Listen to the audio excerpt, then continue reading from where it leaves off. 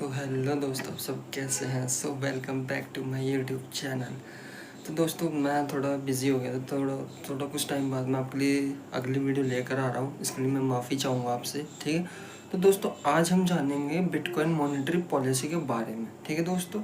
ये मैंने बताया था कि सेकेंड पार्ट है हमारा, ठीक है, इस कोर्स का। तो आज हम बिटकॉइन मॉनेटरी पॉलिसी के बारे में डिस्कस करने वाले हैं, ठीक है दोस्तों। कि बिटकॉइन मॉनेटरी पॉलिसी होती क्या चीज़ है, इसके बारे में हम थोड़ा डिटेल में डिस्कस करते हैं, ठीक है। देखो दोस्तों, सबसे पहले मैं आपको ये बता दूं कि बिटकॉइन मॉनेटरी पॉलिसी जैसे कि आपकी गवर्नमेंट है, ठीक है। गवर्नमेंट है और बैंक्स है हमारे। तो ये दो चीज़ ऐसी हैं जो हमारे देश की, हमारी कंट्री के फाइनेंस को या पूरे भी पैसे का लेन देन होता है, वो प्रोटोकॉल जितने भी होते हैं सब यही दोनों मेंटेन करते हैं। बैंक्स हो गए और कुछ टैक्स पेयर्स, टैक्स वगैरह भी हो गए कुछ। तो बहुत सी चीज़ें होती है जो कंट्री में होती, कुछ प्रोटोकॉल्स वगैरह होते हैं जो हमारे पैसों को या कुछ भी है, बैंक्स वगैरह जो है मैनेज करते हैं इनको, ठीक है दोस्तों। तो ऐसे क्या होता है, हमारी क्रिप्टो में भी होते हैं कुछ प्रोटोकॉल्स वगैरह होते हैं जो कि मैनेज करे जाते हैं, ठीक है दोस्तों। तो देखो, सबसे पहले मैं आपको बता दूं कि बिटकॉइन मॉनेटरी पॉलिसी आप नॉर्मली जाके सर्च कर सकते हो इसका मतलब। तो मैं आपको बता दूं यहाँ पे बिटकॉइन मॉनेटरी पॉलिसी दो होती है। एक तो होती है द हैल्विंग एंड ब्लॉक फ्रीक्वेंसी। तो हम आपको जो है द हैल्विंग के बारे में बताएंगे। ये दो टाइप्स होते हैं, तो इन दोनों के बारे में डिस्कस करने वाले हैं क्या चीज़ होती है। सबसे पहले हम द हैल्विंग के बारे में डिस्कस कर लेते हैं कि ये क्या चीज़ है, ठीक है दोस्तों। तो देखो, द हैल्विंग यहाँ पे इसका क्या मतलब है। जब भी कोई बिटकॉइन का ब्लॉक जब बनता है, ठीक है। अब यहाँ पे आप देख सकते हो स्क्रीन पे कि 28 नवंबर 2012 में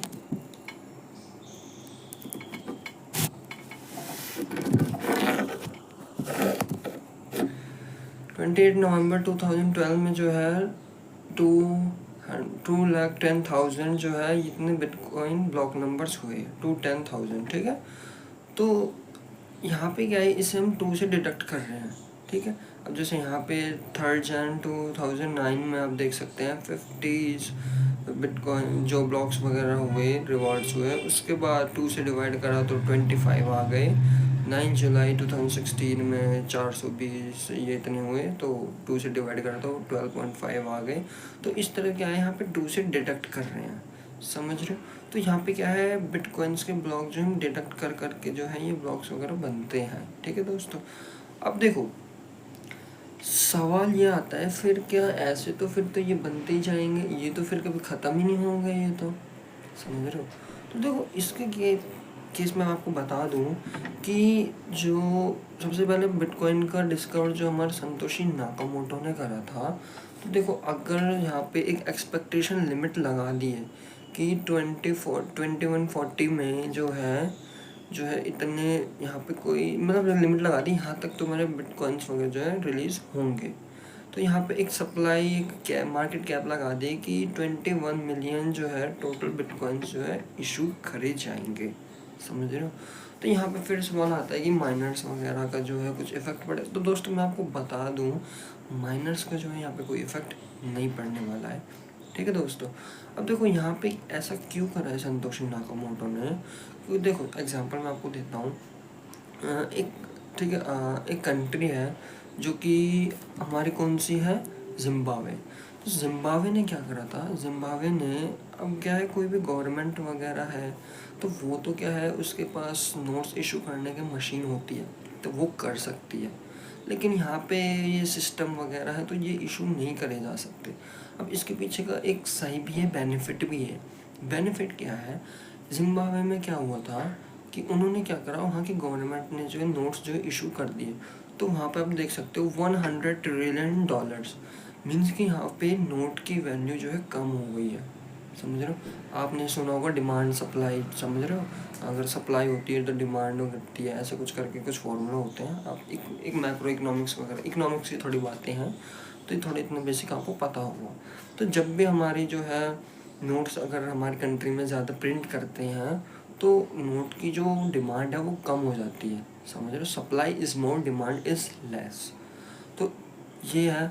अब आपको समझ आया कि हमारी गवर्नमेंट इंडिया की ज़्यादा नोट प्रिंट क्यों नहीं कर सकती। बहुत से लोगों के मन में सवाल होगा कि भाई ज़्यादा नोट प्रिंट करके क्यों देश की गरीबी हटाई जा सकती है। दोस्तों ये कारण है, फिर उस पैसे की जो है ना वैल्यू कम हो जाएगी, समझ रहे हो। ठीक है, तो अब हमने ये जाना। ठीक है, अब देखो ब्लॉक फ्रीक्वेंसी क्या होता है। ब्लॉक फ्रीक्वेंसी का यहाँ पे मतलब है the state that's on an average it will take 10 minute to create a new block. यहाँ पे क्या है, एक ब्लॉक जैसे कंप्लीट वगैरह होने में, वेरीफाई वगैरह सब चीज़ हो जाती है उसको क्रिएट होने में जो कम से कम 10 मिनट का समय लगता है। ये तो हम एक ब्लॉक की बात कर रहे हैं, कोई 7 मिनट्स वगैरह आते हैं, उसको हम कैलकुलेट करके जो भी देखते हैं तो वो 10 मिनट्स ही आता है वो, ठीक है, इसके आसपास ही आता है, इतना ही। तो ये ब्लॉक फ्रीक्वेंसी होती है, एवरेज हम बता रहे हैं यहाँ पे 10 मिनट्स इतना होता है। ठीक है दोस्तों, तो दोस्तों देखो अब हम थोड़ा इसको प्रैक्टिकल ही भी करके देख लेते हैं कि ये कैसे काम करती है, क्या ये नहीं करती है, क्या है। ठीक है, हम थोड़ा और डिटेल में जाते हैं। देखो हम ये आ गए हैं अपनी स्क्रीन के ऊपर, अब हम यहाँ पे प्रैक्टिकल करने वाले हैं। ठीक है, मैं आपको बताने वाला हूँ कि कैसे क्या चीज़ होती है दिखा करके, क्या सिर्फ ये किताबी बातें कर रहा हूँ मैं या फिर चीज़ें होती भी हैं ऐसे। ठीक, तो हम आ जाते हैं। या आप भी जाके चेक कर सकते हैं, blockchain.com पे जाके एक वेबसाइट है, बहुत ही अच्छी वेबसाइट है, मैं आपको प्रेफर करूँगा इस पे जाके आप चेक कर सकते हैं कोई भी डिटेल। ठीक है, यहाँ पे fast crypto exchange millions user जो है यहाँ पे ट्रस्ट करते हैं। ठीक है, तो आप कोई रिकमेंडेशन नहीं है, मैं आपको वैसे ही बता रहा हूँ। ठीक है, तो देखो अब यहाँ पे हम बताएंगे कि कैसे ब्लॉग्स का टाइम वगैरह हम कैसे पता करते हैं, क्या चीज़ें ब्लॉग्स वगैरह होते हैं नहीं होते हैं। अब तक हम ब्लॉग्स के बारे में बात करें, क्या ये दिखते कैसे हैं, क्या होते हैं ब्लॉग्स या नहीं होते, या फिर पेपर फॉर्मेट में होते हैं, तो आज हम इसके बारे में बात कर लेते हैं। तो देखो यहाँ पे ट्रांजैक्शन वगैरह हो रही है, देखो ये अभी ये बिटकॉइंस की ये चेंज होती रहती है, ग्राफ्स है। ठीक है, तो ये और भी करेंसीज हैं, तो हम लेटेस्ट ब्लॉक पे जाएंगे। ठीक है, हम यहाँ पे चेक करते हैं। अब देखो दोस्तों ब्लॉक्स दिख रहे हैं आपको यहाँ पे, ये ब्लॉक्स ये अब मैंने हैशिंग एल्गोरिदम के बारे में बताया था आपको, ये देख रहे हो कोड्स वगैरह हम देख रहे हो, ये हैशिंग्स है, ये सारे हैश हैं ये सारे। ठीक है, समझ रहे हो, ये कई होते हैं ये। ठीक है, अब यहाँ पे हैश देख रहे हो, ये है माइनर्स अननोन है यहाँ पे, तो माइंड 55 मिनट्स 43 सेकेंड हर, मतलब कि इतने टाइम पहले जो है एक ब्लॉक्स ऐड हुआ है, इसका ये मतलब है।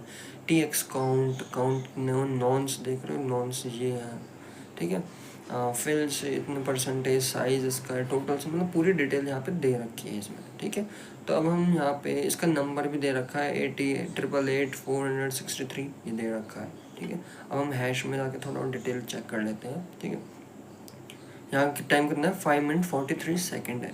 ठीक है दोस्तों, यहाँ पे इम्पोर्टेंट हो जाती है कि ये ब्लॉक जो माइंड कितने टाइम पहले हुआ है माइंड। ठीक है, तो यहाँ पे एक डेट दे रखी है मार्च 19 2025 में 3:34.24 PM इतने टाइम पर जो है, मतलब 3 बजे के आसपास ही PM पे हुआ है ये ब्लॉक माइन।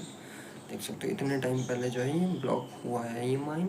ठीक है, और भी यहाँ पे आप देख सकते हैं माइंटेड जो है 3.13 BTC है। ठीक है, कंफर्मेशन कितनी हुई, एक ब्लॉक जो है कंफर्मेशन उसे मिल चुकी है। फ़ी रेंज देख सकते हैं।